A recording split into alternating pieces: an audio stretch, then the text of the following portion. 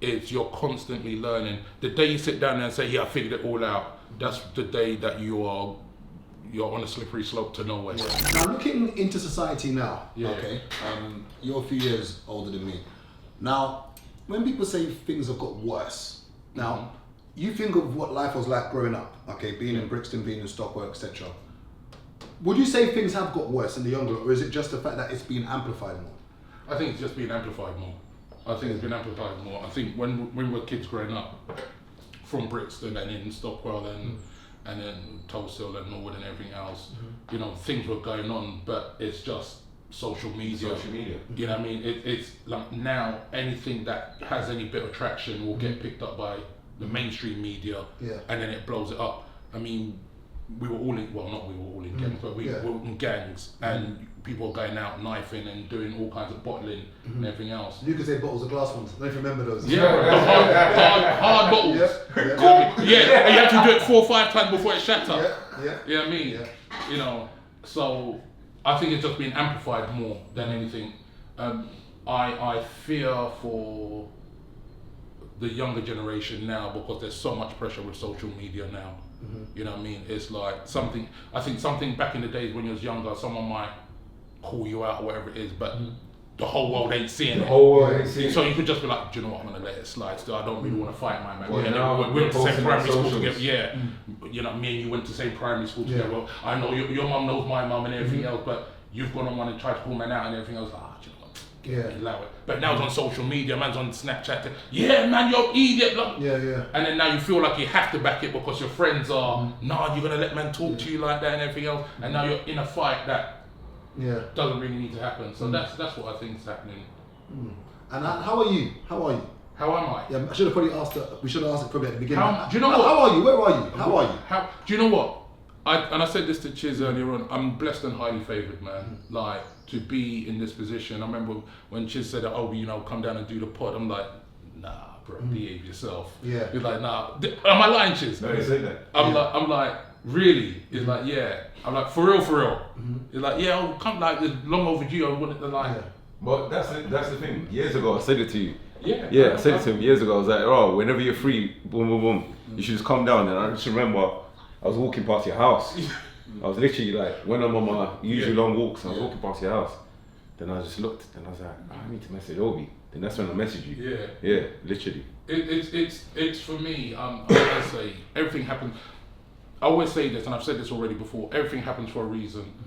We don't know what that reason is, but believe that the Lord will make it manifest why that is. You know, there's a reason why I'm here sitting down talking with you guys and everything else. There's a reason why I'm talking to you guys back here. But you know, for me, I'm truly blessed and highly favoured to be here. So the Lord is good, family are good.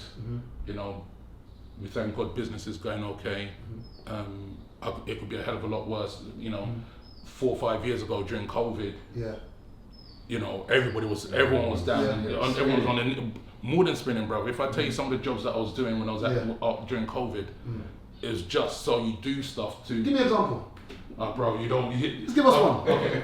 So, and I'm gonna say this now, and I want to say thank you to certain people as well. So I got a job at Waitrose, the big depot. You know, the night working nights on the shelf. Like, you know, when people online shopping during COVID blew up.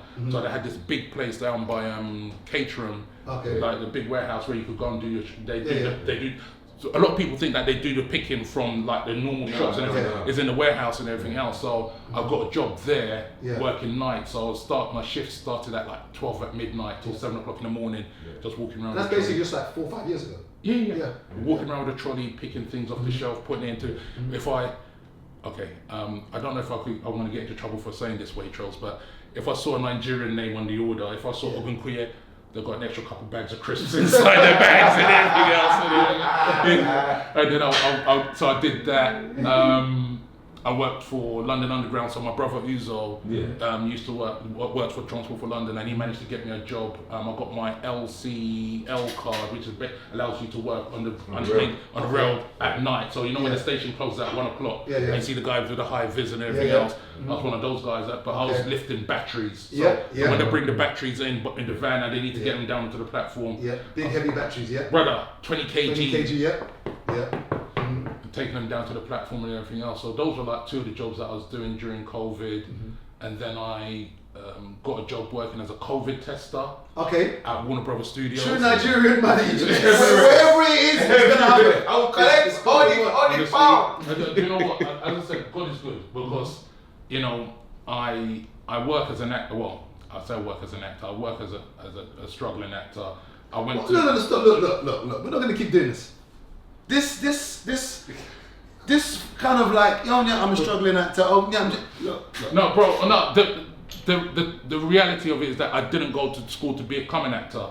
It all kind of happened by chance. But I was working as a COVID tester at the movie studios, and you know, within a couple of weeks of testing general population, because the studios could stay open, providing that they're COVID testing every day. Yeah. So they needed lots of COVID testers. So I was testing carpenters, riggers, blah blah blah. Within a couple of weeks of doing that, my director's like, look, Obi, we want you to do like VIP testing, whatever it is, and so on and so forth. So I'm now testing like the cast and directors for Vengeance Batman. And they're like, you know, Obi, what do you do? Blah blah blah, so on and so forth. I'm like, oh yeah, I'm an actor, innit? Yeah. Nigerians can do everything.